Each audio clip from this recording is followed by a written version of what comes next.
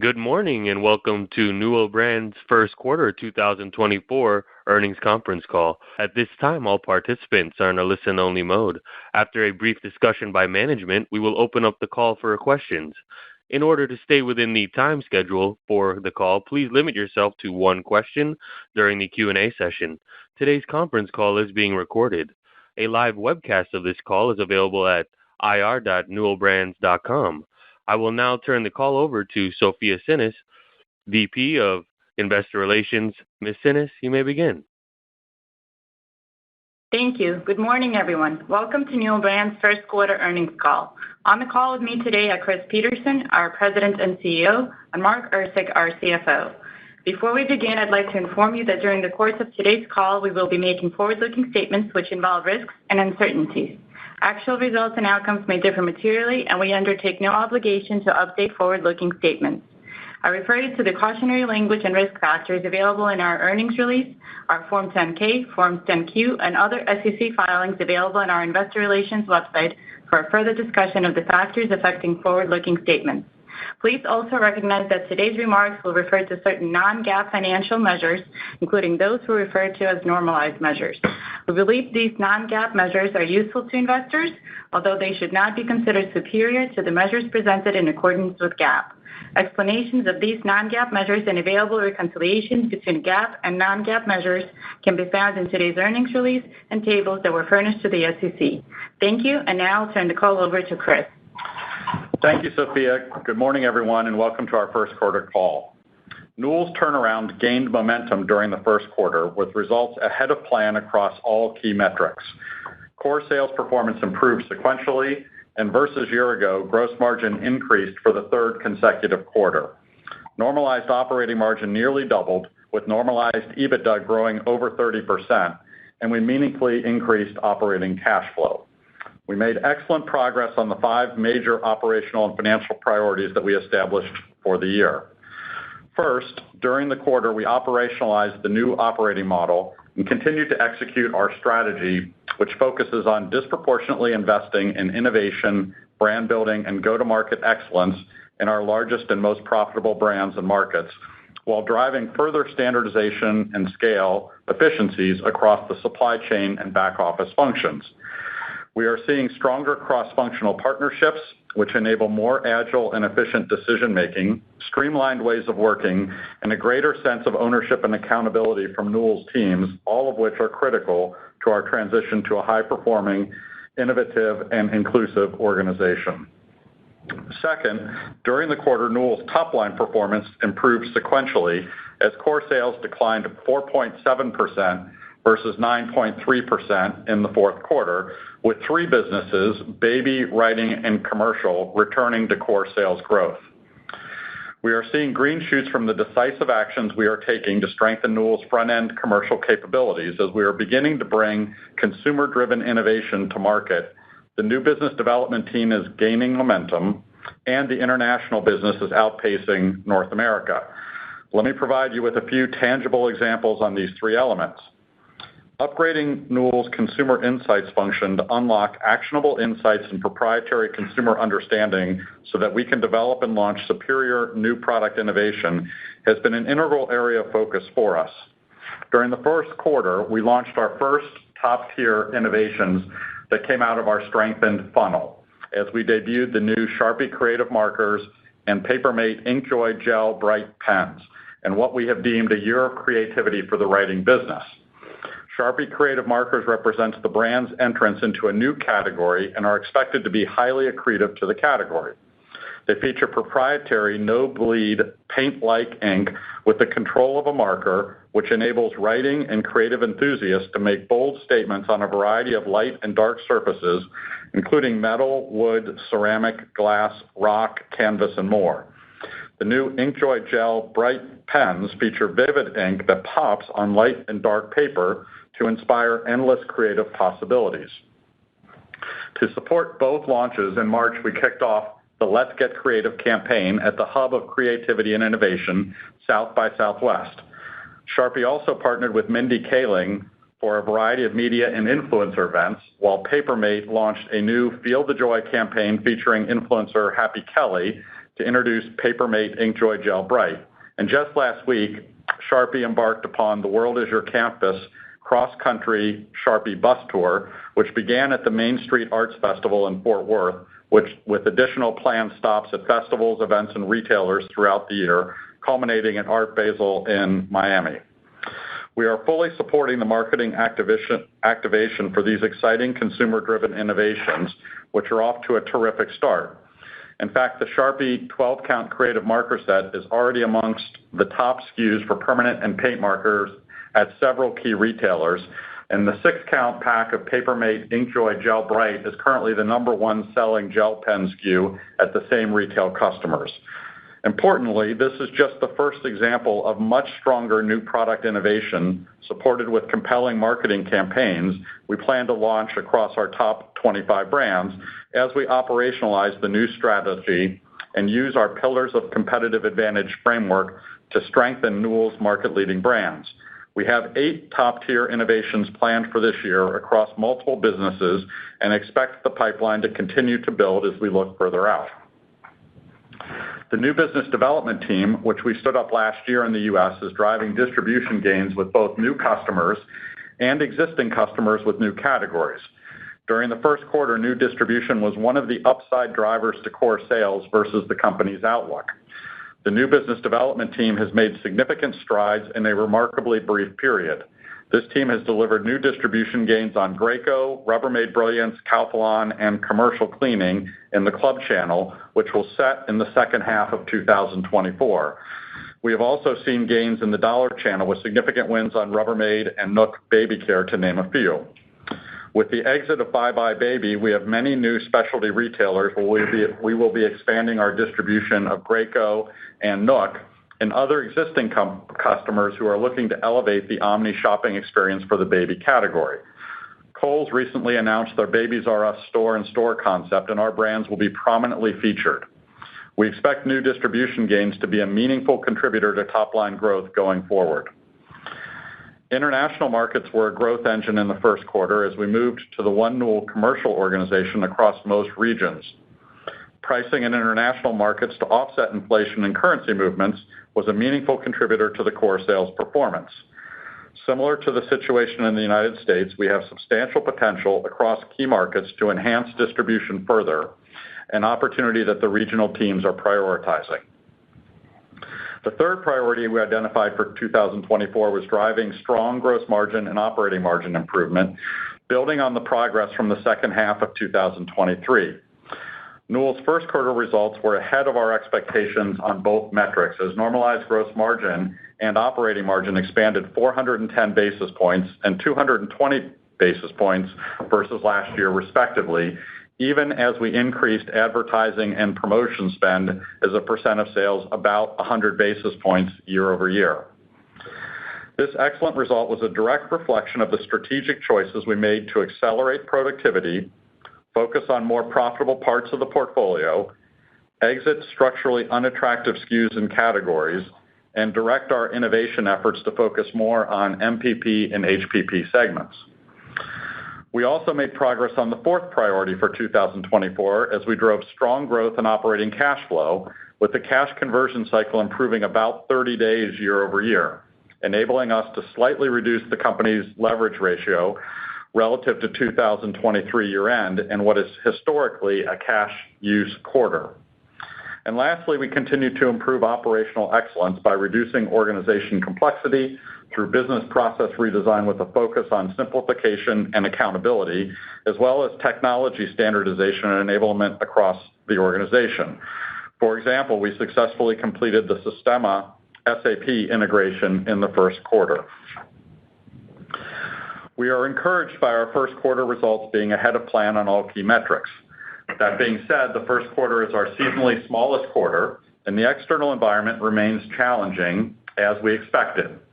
The categories we compete in remain under pressure, with consumers continuing to carefully manage their discretionary spend as the cumulative impact of inflation on food, energy, and housing costs has outpaced wage growth.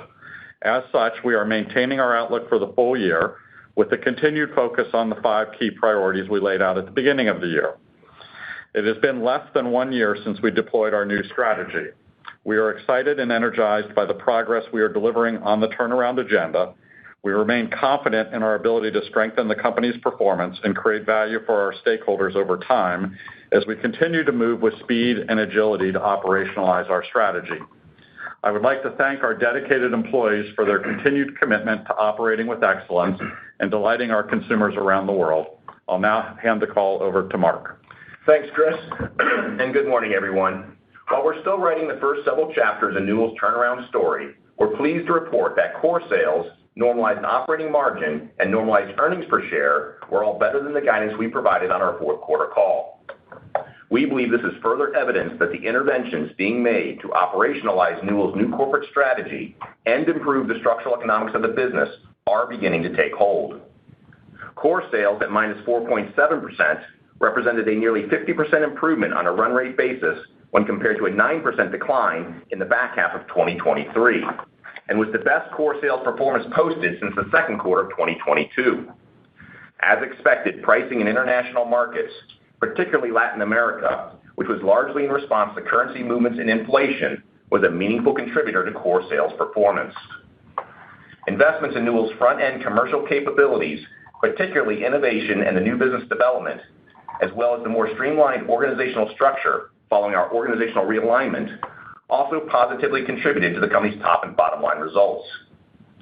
A 3% headwind from currency, largely driven by hyperinflationary conditions in Argentina, accounts for most of the difference between core and net sales, which contracted 8% year-over-year to $1.7 billion. We offset the bulk of this currency headwind with pricing in the market.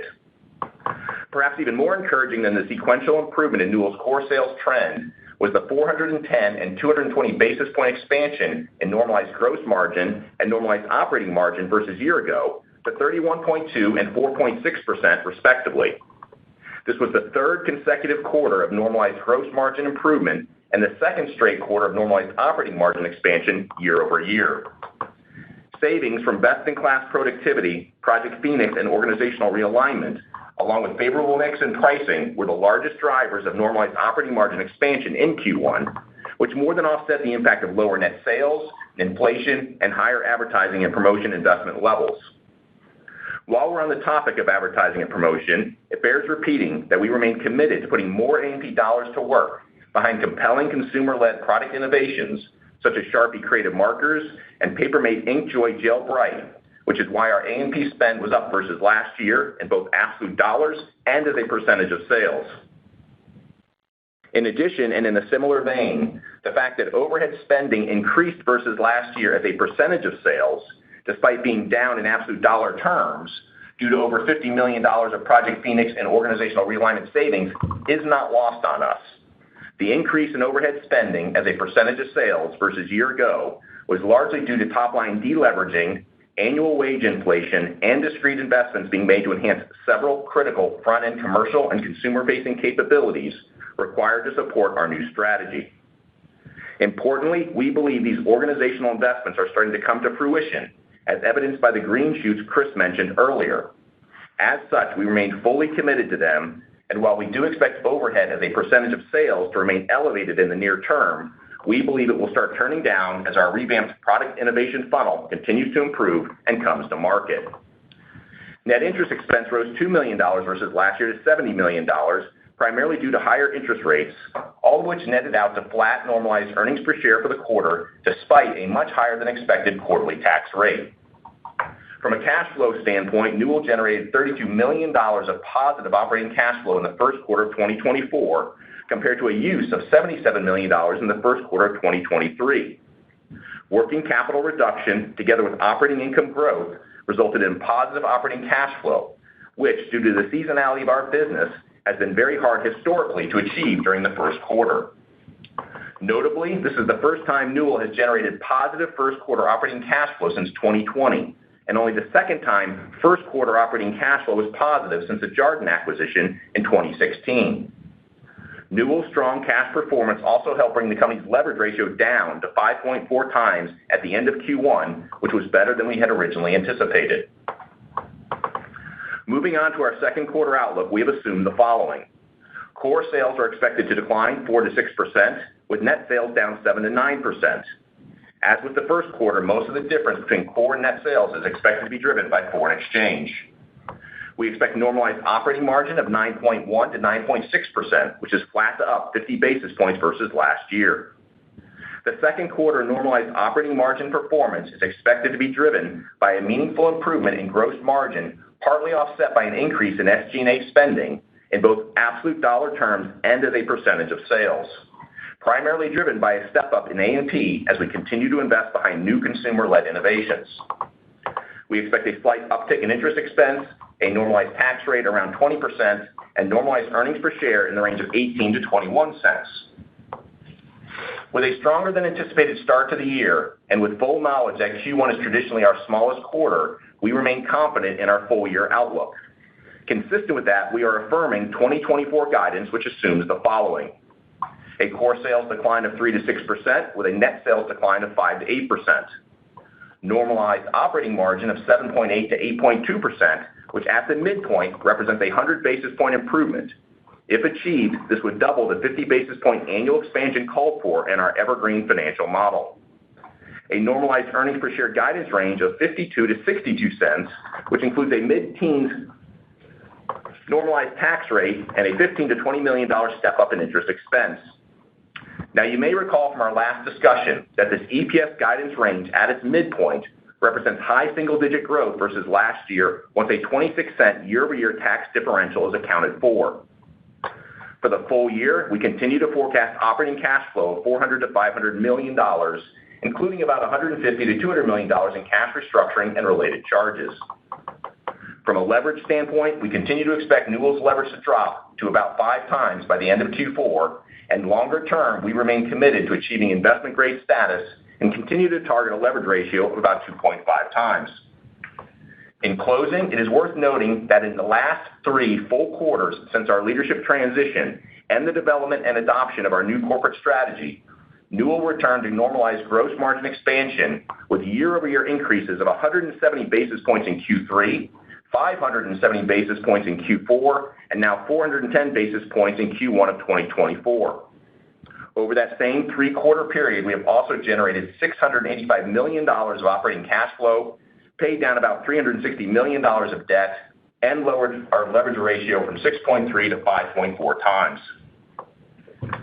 Therefore, while we are the first to acknowledge that much more work remains as part of our business and organizational transformation to a world-class consumer products company, we are encouraged by the significant progress Newell's highly professional and dedicated employees have delivered in such a short period of time, and remain supremely confident in our ability to fully operationalize and monetize Newell's new corporate strategy in the years ahead. Operator, if you could, please open the call for questions. Thank you. As a reminder, to ask a question, please press star 11 on your telephone and wait for your name to be announced. To withdraw your question, please press star 11 again.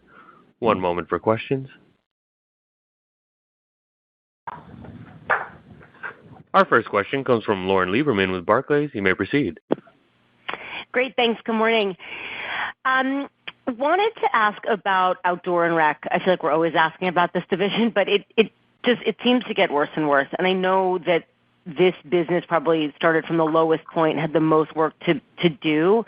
But I was curious if you could maybe give us a bit of an update on portfolio work, how much of that is kind of driving the drawdown that we're seeing in the core sales, and when we can, start to think about the business stabilizing and being from a point at which it can grow. Thanks. Yeah, thanks, Lauren. As we've said in prior quarters, each of our business units was starting from a different starting point. And as we did the capability assessment and put the new strategy in place, we have created a consistent endpoint that we're trying to achieve relative to the front-end commercial capabilities. The largest gap from the starting point to that endpoint was and continues to be in the outdoor and recreation business. To that end, we've made a number of choices in the outdoor and recreation business to improve that business over time. So as an example, on the Coleman business, we have pivoted our focus from exclusively focusing on camping to now focusing on outdoor activities, which is a significantly bigger addressable market than narrowly focusing on camping. On the beverage business, we have pivoted our focus from focusing primarily on thermal to focusing on hydration, which again is a significantly bigger part of the market. We have also turned over the entire leadership team of the outdoor and recreation business, starting with a new segment CEO who we hired, Nico, a few months ago, including the entire marketing department, the sales department, the R&D team, and the finance leader. And we now have what I believe is a terrific team on the field. We were starting from an innovation pipeline that really was vacant of anything meaningful. We now have an innovation pipeline that we're pretty excited about that we're working on.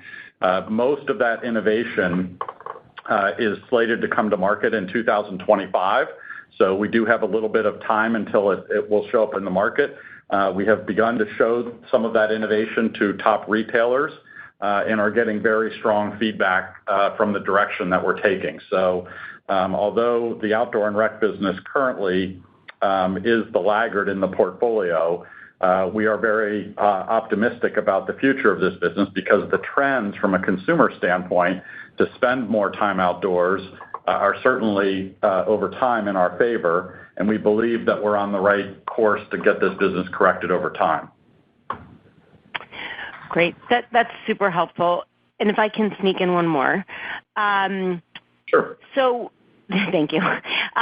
So just looking back, and I know we're now, it feels like things are inflecting, and like Mark, you pointed out the gross margin progression the last couple quarters. But in 22, you took down guidance a few times. Same thing happened last year. Usually comes kind of mid-year.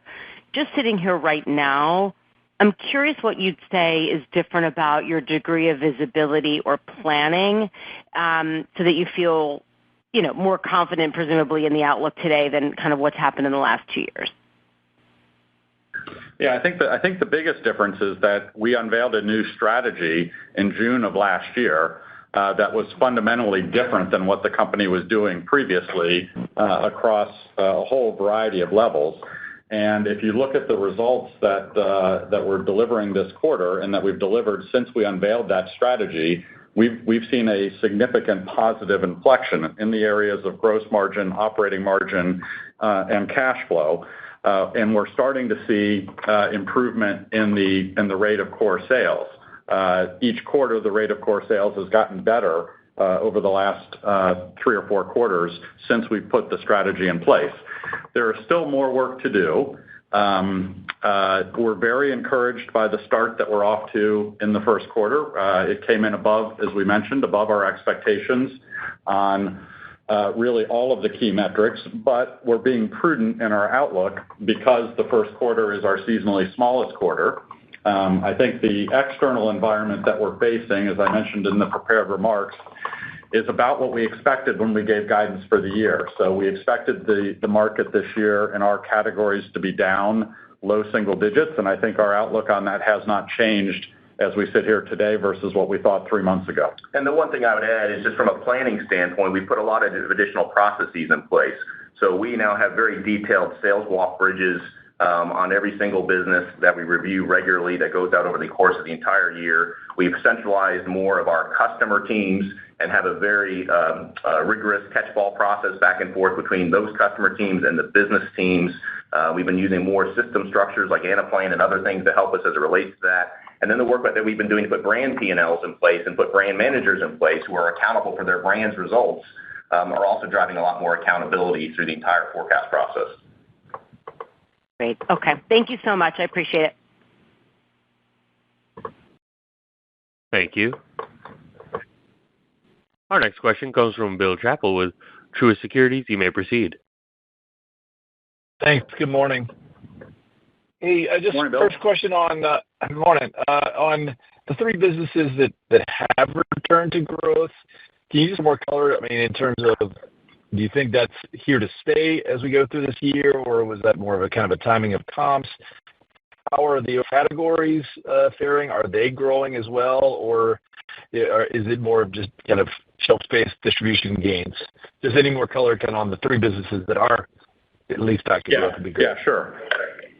Yeah, so let me take them each in turn. So the writing business, we feel the writing business, we are set up for market share gains this year, driven by the strong innovation. I went through in the prepared remarks with Sharpie Creative Markers and Papermate InkJoy Gel Bright Pens. We also are doing a lot of base marketing work. So, for example, we've done a Sharpie Rookie of the Year, which is sort of timely. Last night was the NFL Draft. We had two of our spokespeople, Michael Penix Jr. and Rome Odunze, were drafted number 8 and 9 in the first round. They both are going to use Sharpies to sign their contracts, and we're activating marketing against that, which is fantastic. And so we feel like as we head into the back-to-school season, we're well positioned from a sell-in for the back-to-school season on writing to gain market share. We have a lot of activity going on, not just from a marketing, but from a go-to-market and a new distribution standpoint in that business. So I expect that we will grow that business this year, even if the market is likely to be closer to flat. On the baby business, I also think that business is positioned for growth this year. We have a stronger innovation funnel planned for the back half of this year. We have a lot of new, momentum from new distribution, and we are lapping a challenging base period from last year with Bye Bye Baby having gone out of business. And then on the commercial business, that business is also going sort of from strength to strength. We've got some good innovation on that business. It's hard to say on any given quarter will that be growing or slightly declining, but we feel like that business also is positioned well for consistent growth over time. So that's sort of a quick run through of the three business units. No, that's helpful. And it's I'll see in one more, but I guess two. Just maybe, would you say all three of those categories are healthy again? And then on the cash flow, I understand that you're just kind of maintaining guidance across the board, but is it safe to say that there's some upside potential to your cash flow forecast for this year, or had you always expected to be, I guess, cash flow positive or this cash flow positive in the first quarter? Yeah, so cash flow came in significantly better than we expected in the first quarter. We were planning for a cash conversion cycle improvement, but we did better than we expected, and it was largely working capital driven. We do think that there is potential for upside to our cash forecast versus the guidance that we put out. But given that it's early in the year, we didn't want to change the guidance at this point. We think we're being prudent, but we certainly are driving a stretch plan that is higher than what our guidance is. We want to get further in the year before we look to adjust that guidance. And then on the categories, to your point, I think writing and commercial categories are relatively flat at this point. Baby is still a bit of a headwind from a consumer offtake standpoint, but we are doing better, I think, from a selling perspective. Great. Thanks so much. Thank you. Our next question comes from Andrea Teixeira with J.P. Morgan. You may proceed. Good morning, and thank you. Chris, I think you spoke a little bit of the outdoor, but if you can also talk about consumption trends within your low single-digit category decline outlook, right? And now talking about more the negative impact that you saw in kitchen and home fragrance, which offset the commercial solution side and the positive performance there. When should you think this business could potentially inflect, either by having the easier comps, as you called out, for example, for baby? Now you've been in a very long journey of SKU rationalization, or you'd think that, it's a category that, given the COVID bump, you're still going to see tough comps as we navigate through 2024. And that is the main assumption that you're seeing within, or if you can explain to us how much of that overall low single-digit category decline, how much of decline you're expecting this business to have from a category standpoint. Thank you. Yeah, so let me try to parse that out. So if you look at our expectation for the year of the categories in total in which we compete to be down low single digit, that is relatively consistent in each of the 4 quarters this year. So we are expecting the categories to decline. They declined in the first quarter. We expect them to decline in Q2 and Q3 and Q4. So we're not expecting the categories to return to growth in any of the 4 quarters this year as a starting point. That being said, we are expecting our core sales to improve in the back half of this year versus the front half of this year. And that's largely as a result of the front-end capabilities coming online. I mentioned the first of our 8 Tier 1 and Tier 2 initiatives that we've launched, which was the writing one in my prepared remarks. We have a number of the other 7 that are launching in the back half across other businesses, and many of those are launching in the kitchen business specifically. So I'm expecting that the kitchen business trend will improve in the back half of this year versus the front half of this year, driven by capability investments and innovation launches that we expect in the back half. I think the home fragrance business we'll see. The big quarter there is the holiday period. We're a little bit away from the holiday period, so I don't want to guide specifically on that. But we are working on innovation in that business as well.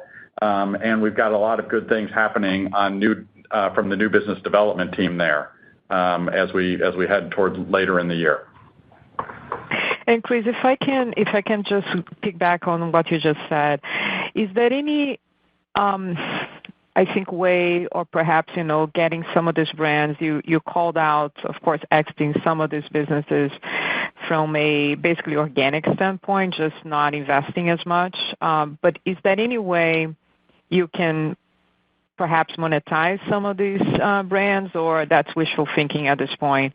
You're happy with having those businesses as they are, as you already took out a lot of SKUs and rationalized your commercial campaigns on those?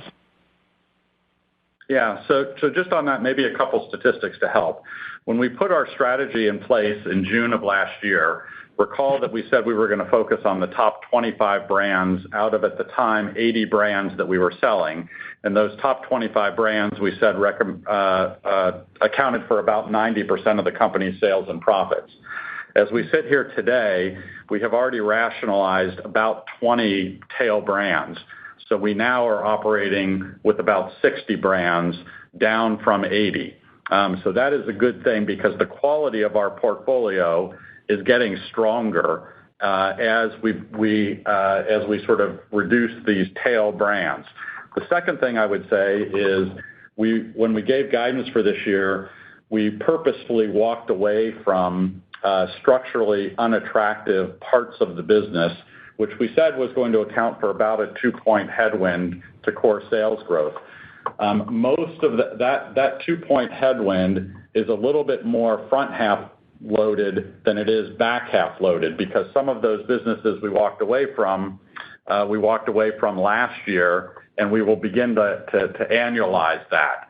And so that is embedded in our guidance, and that's one of the reasons why you see our core sales trend. I'm saying our core sales trend is going to improve in the second half versus the front half. It's also one of the reasons why you see our gross margin inflecting so positively, because we're driving mix improvement across the portfolio.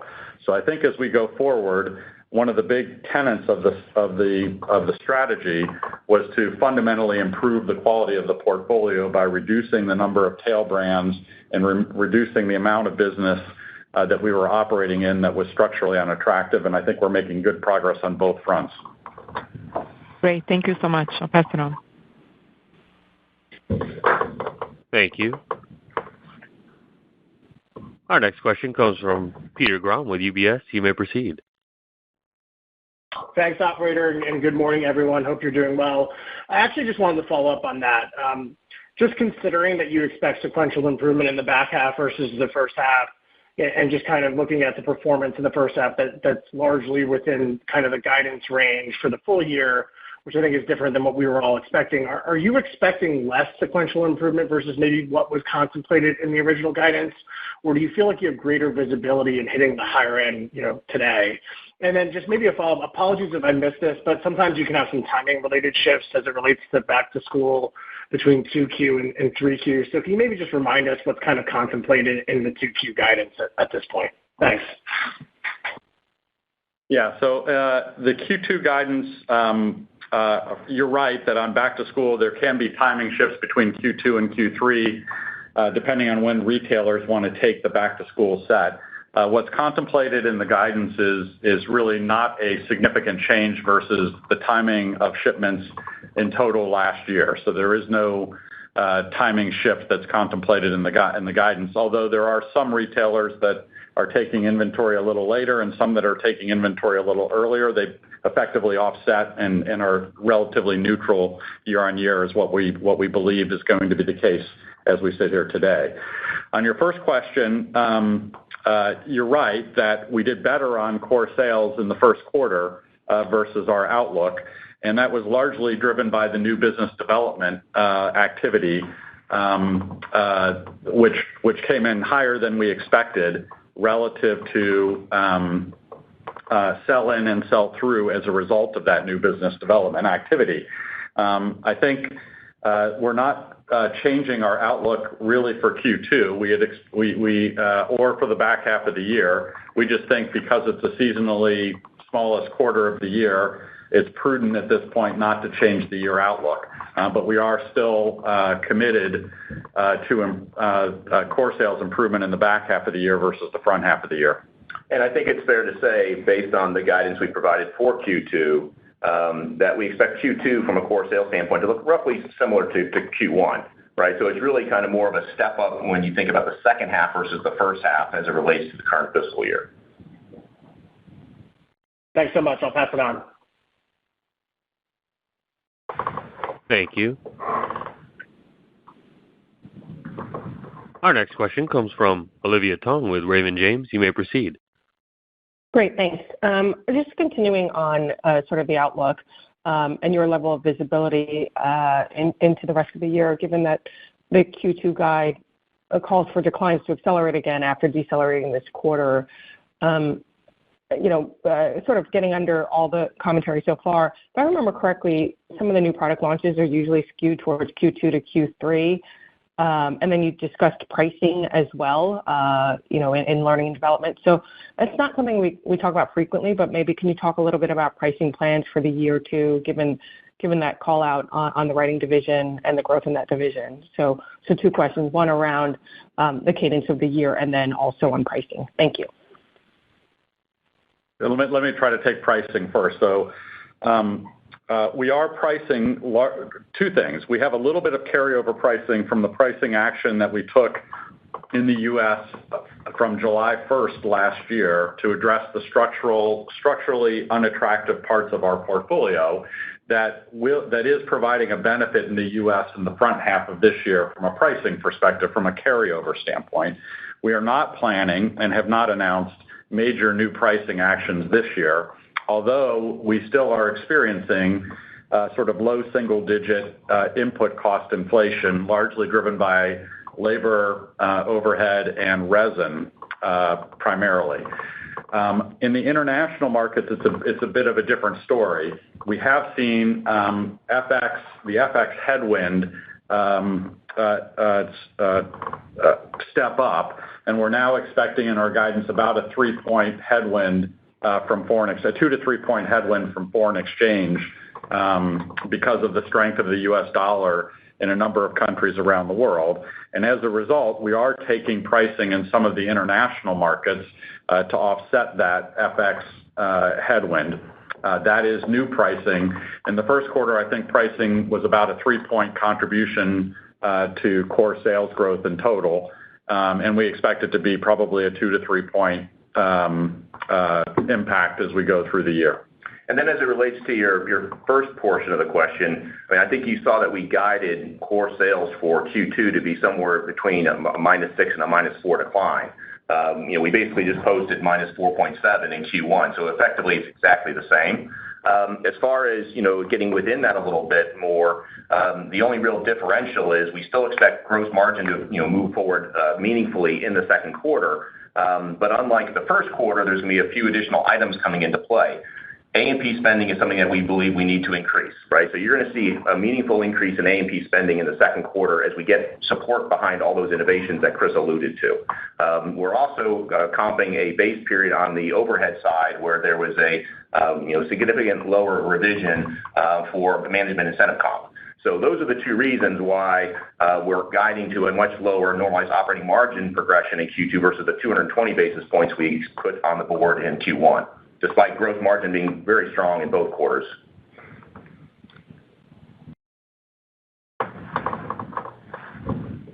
Thank you.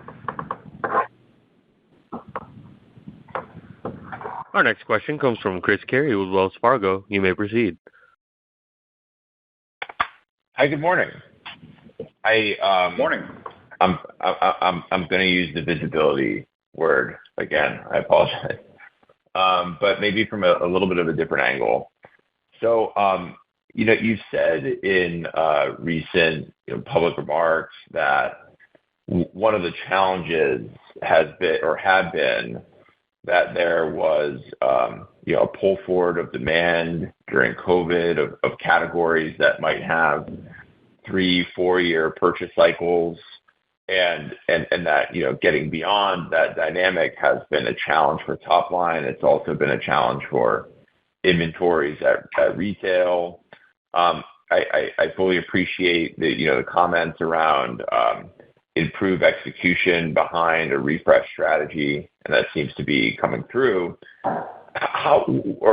What are you seeing from this purchase cycle dynamic? Are you seeing a return of consumer to these more durable, long purchase cycle categories yet? And secondly, what are you seeing from an inventory standpoint at retail in these categories? Is inventory finally at a point where you can call your shots a little bit better from a shipment standpoint?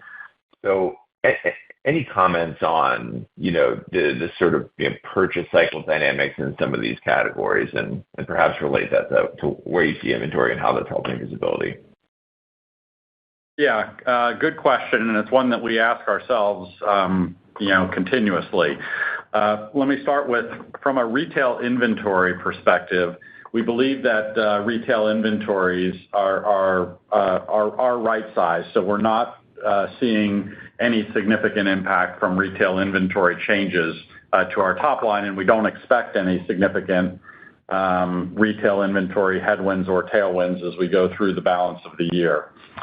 So that dynamic, I think, is now no longer a major driver of our top-line performance. On the other two drivers, which are pull forward in long purchase cycle categories, we do believe that in some of our categories that is still with us. It's hard to parse out how much is that driving the category dynamic versus how much is pressure on the consumer from inflation in food, housing, and energy, which is putting pressure on discretionary spending, driving the category dynamic. I think both of those are factors that are driving our outlook for the categories to be down low single digits. And as I said, our forecast for the year effectively assumes that down low single digit is true in each of the 4 quarters. The good news is we are seeing that begin to stabilize. It's not bouncing around the way that it was over the last couple of years. And so we're monitoring it, but it's hard to parse those two out from each other. Okay. That makes sense. One follow-up. One of your strategies to improving gross margins over the longer term obviously includes productivity and operational execution, but one is also, I guess, prioritizing medium price point and high price point offerings. To your point just there on the consumer, are you starting to see any, consumption challenges to that strategy today, or perhaps we're just too early in the importance of that part of the gross margin strategy over time, and today is actually much more about the first phases of execution on gross margin. So just that balancing like a premiumization strategy with what we're seeing in the macro. Thanks. Yeah, I think actually, if anything, we're seeing more encouragement for that premiumization strategy. If you think about the Sharpie Creative Markers and the Papermate InkJoy Bright, those are MPP, HPP products, but they represent a terrific consumer value. And so the thing that we're focused on is innovating in those spaces with proprietary technology and have it be a terrific consumer value, because most of the products that we sell are not large cash outlay products and can represent a superior consumer value even in the MPP, HPP space, which enables us to have a much higher gross margin, which enables us to spend advertising dollars behind those innovations and enables us to mix the whole company up. And if you look at our starting point in many of the categories in which we compete, we have a lot of room to move higher and still represent a superior consumer value. So that's what we're seeing so far. If you look at the Year of Creativity launch that I referenced, the gross margin on those products, which are now in the top 3 selling SKUs in the writing category, is ahead of the writing gross margin and almost double what the company gross margin is.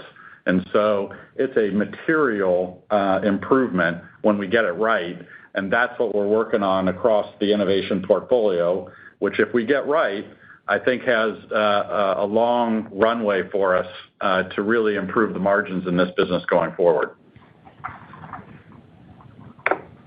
Okay, thank you. Thank you. Our next question comes from Filippo Falorni with Citi. You may proceed. Hey, good morning, everyone. I wanted to ask a question on the cost environment. We've seen reinflation in some commodities, particularly the oil complex, the resins. Can you remind us what are your expectations for cost inflation, particularly as you get into the second half? And also, any sense of your hedging and how much visibility you have in the cost outlook? Thank you. I would say that right now we continue to expect low single-digit inflation. That is pretty much balanced throughout the quarters of the year as we sit here today.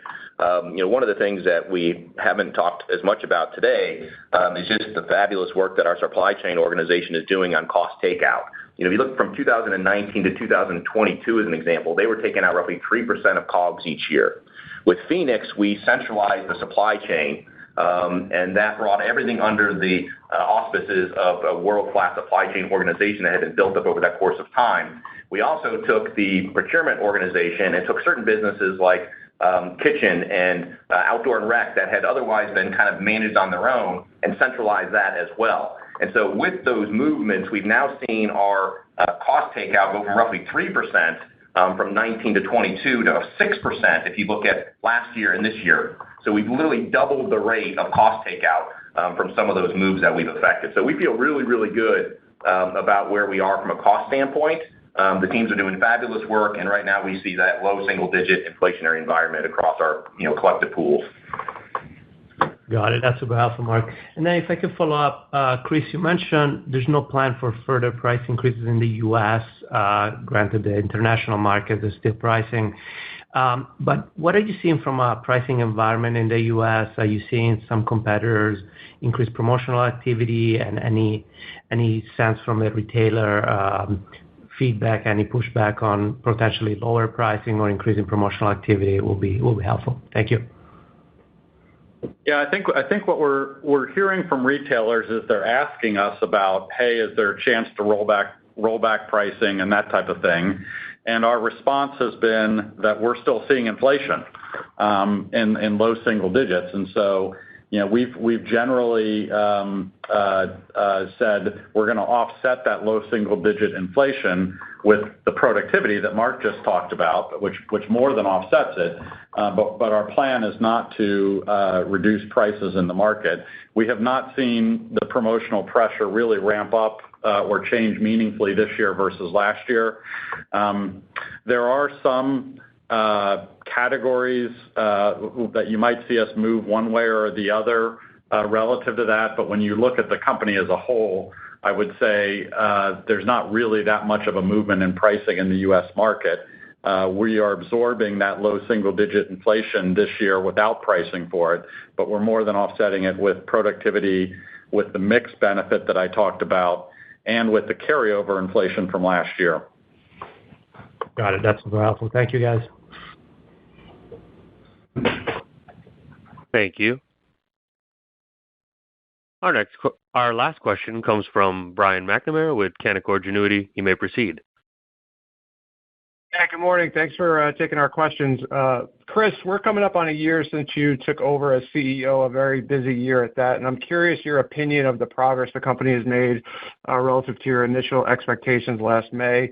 Where is the company today relative to where you thought you'd be at this point, and what's been easier or harder to accomplish in implementing your new strategy? Yeah, thanks, Brian. I would say we've had 3 quarters since I've come in, and we've reconstituted the leadership team. During that period of time, we completed the full capability assessment as we've talked. We rolled out a new strategy last June. We've cascaded that strategy to each of the different business units, each of the brands, each of the geographies. We've now built that strategy into individual work plans for 2024 for every professional and clerical employee in the company. We've changed the operating model and changed how we're working and how we're executing and how we're focused. And so a lot of that foundational work, I think, has been put in place. And as we turn to this year, and as we set in our priorities, this is really the year where we're focused on executing against that, given the foundational work that we put in place and beginning to show progress as a result of the strategic choices that we've made. So I think it's been a lot of work to put the foundation in place with the new strategy, the new operating model, the new work plans, and the new organization structure. But I'm very excited about some of the results that we're starting to see, early results from those strategic choices. And I'm very optimistic about where we're headed over the next couple of years here. Great. Thank you. Best of luck, guys. All right. Thanks, everybody, for joining. We will leave it there, and I'm sure talk with many of you in follow-up conversations shortly. Thank you. This concludes today's conference call. Thank you for your participation. A replay of today's call will be available later today on the company's website at ir.newellbrands.com. You may disconnect and have a great day.